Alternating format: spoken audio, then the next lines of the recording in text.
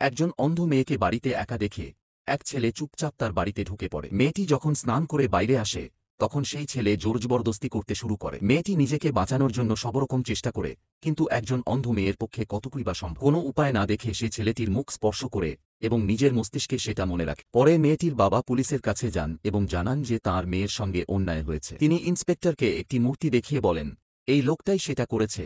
মূর্তি দেখে ইন্সপেক্টর বিস্মিত হয়ে যায়, কারণ সে বিশ্বাসই করতে পারে না যে একজন অন্ধ মেয়ে এটা কিভাবে করল। তখন মেয়েটির বাবা জানান যে মেয়েটি যখন দেখতে পেত তখনই সে মূর্তি তৈরি শিখে নিয়েছিল। সে এতটাই দক্ষ ছিল যে কারো মুখ ছুঁড়ে ঠিক তেমন মূর্তি বানিয়ে ফেলতে পারত। মেয়েটির বাবা বলেন, তাদের সন্দেহ এক ছেলের ওপর, যে কয়েকদিন আগে ঠিকানা জিজ্ঞেস করতে এসেছিল। পুলিশ সেই ঠিকানায় গিয়ে তদন্ত করে এবং পরে সেই ছেলেটিকে এয়ারপোর্ট থেকে ধরে ফেলে। থানায় পুলিশ কয়েকজন ছেলেকে লাইনে দাঁড় করায় এবং মেয়েটিকে চিনতে বলে। মেয়েটি যখন ছেলেটির মুখ ছোঁয় তখন তার নিঃশ্বাস বেড়ে যায় এবং সে সঙ্গে সঙ্গে তাকে চিনে ফেলে।